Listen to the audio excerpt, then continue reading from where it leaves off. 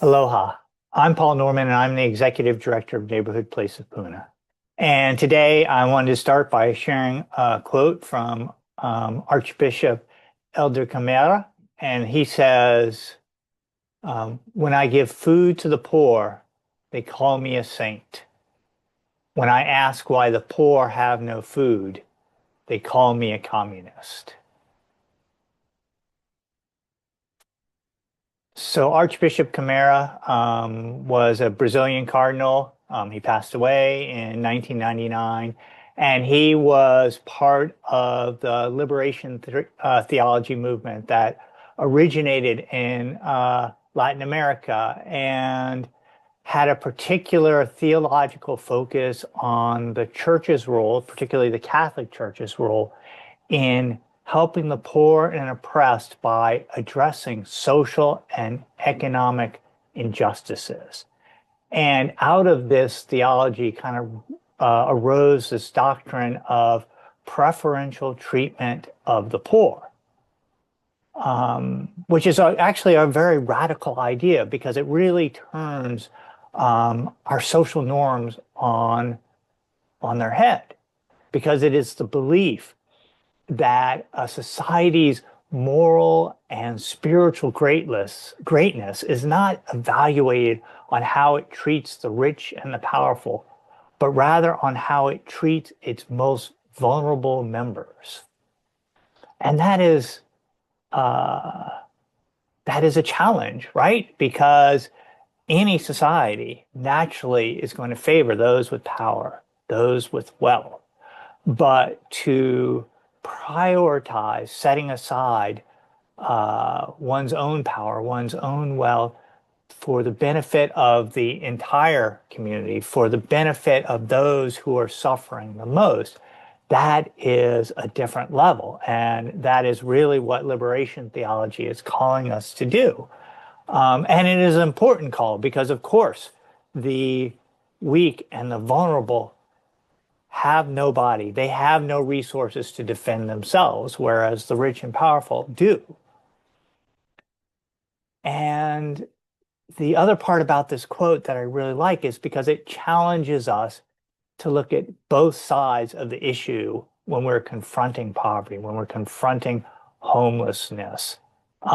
Because for sure, we need to address the immediate needs. We need to help individuals access the basics of life, right? So they need to have access to sufficient food. They need to have stable housing. They need to have access to healthcare, and they need to have a support network, right? We all need friends and loved ones to support us and help us be better as individuals. And at the same time that we're doing that, and Neighborhood Place of Puna does a lot of work on this front. We have an emergency shelter. We do street outreach. We provide emergency assistance for families. We have a drop-in center for youth. We have a drop-in center for the community. We do a lot of work around addressing immediate needs. But that's not all, because we also need to ask ourselves, why is there so much poverty? Why is there so much homelessness in a society that is phenomenally rich, right? We need to look upstream. What are the causes of this? We need to ask ourselves the hard questions like, why do families with children make up 30% of the homeless population nationally? Right? Why are hundreds of thousands of children forced to endure homelessness each night? What are the structures? What are the systems that perpetuate that? And of course, this is not a popular question, right? People react strongly to this question because it challenges the status quo. It challenges the systems. It makes us ask hard questions about ourselves, about brokenness in our society that allows for so much suffering and poverty amongst so much wealth.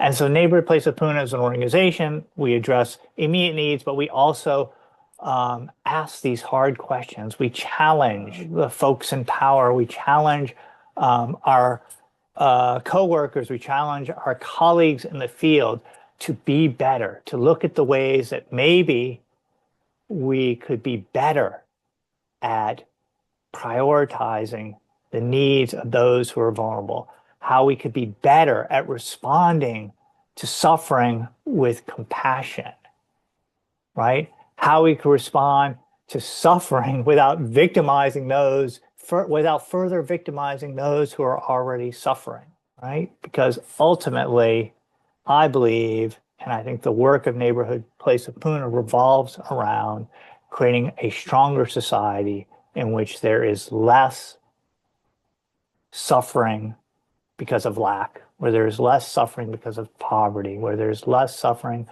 because of, quite honestly, things that are fairly easy to resolve, like housing and food distribution and access to healthcare. But it's a big lift. And so if you want to know more about Neighborhood Place of Puna, the work that we do, if you'd like to make a donation to support our work, you can please visit our website, neighborhoodplaceofpuna.org. And you know what to do. If you like this video, please click the like button. Please click to subscribe. Please do your part to help those who are suffering. Aloha, and have a wonderful week.